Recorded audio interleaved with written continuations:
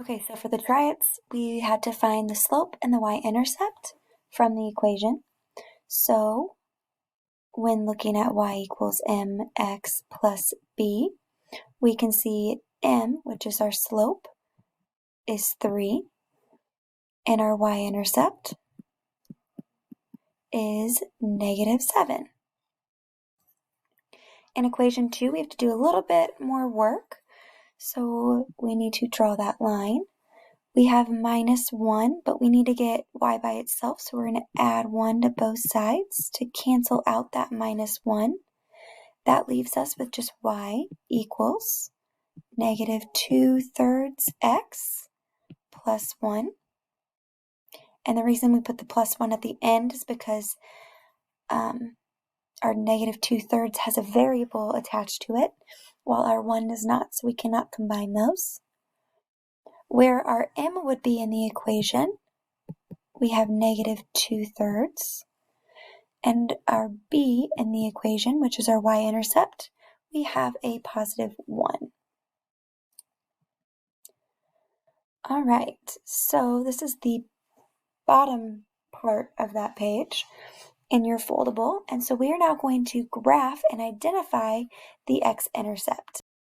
Okay, so we're actually going to do both of the triads together, and we're just going to do them on the same graph.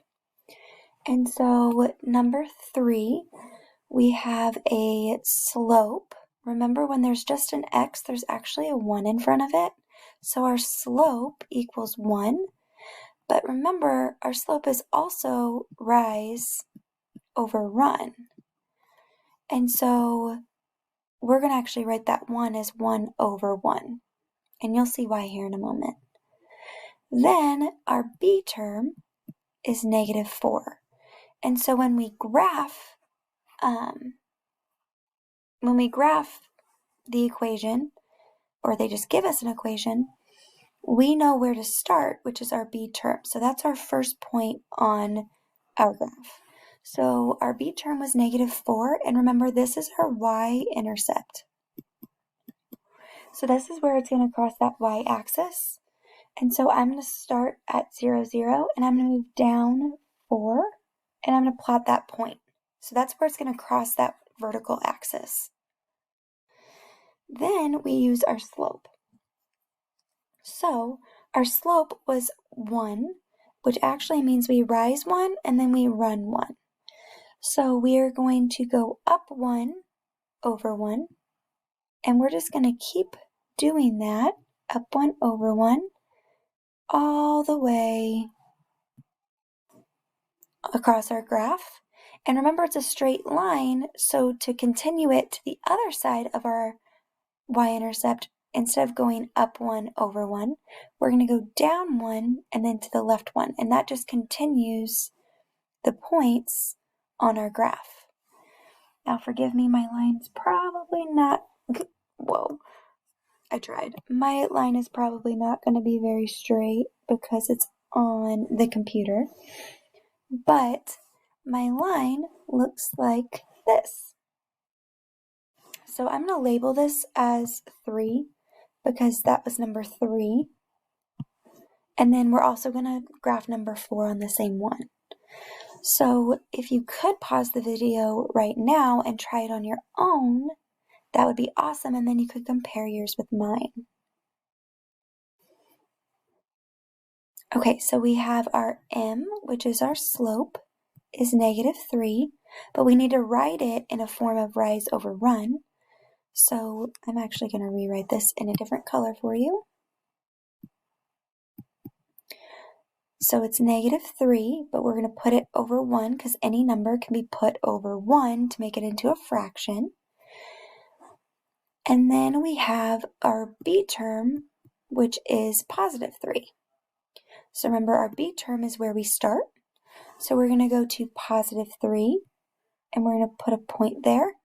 It's on my y-axis, so I know that I did that right because that's my y-intercept.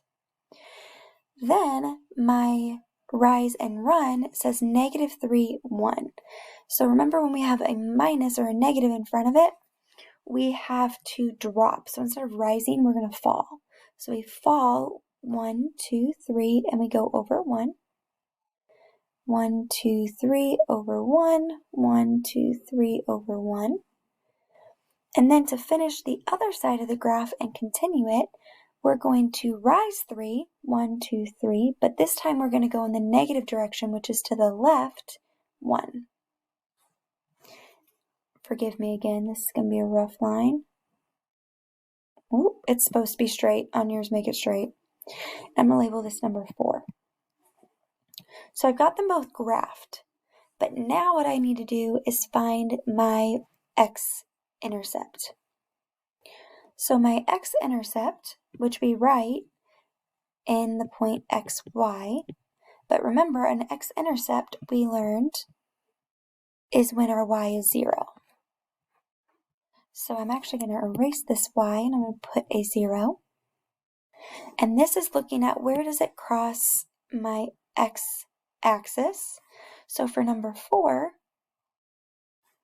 I cross at this point, which is over 1, so it's positive 1. So my x-axis, or my x-intercept, is 1, 0. So this is my x-intercept. For number 3, it crosses the x-axis at this point. So I go over 1, 2, 3, 4, and I go up 0 from that x-axis. And so my x-intercept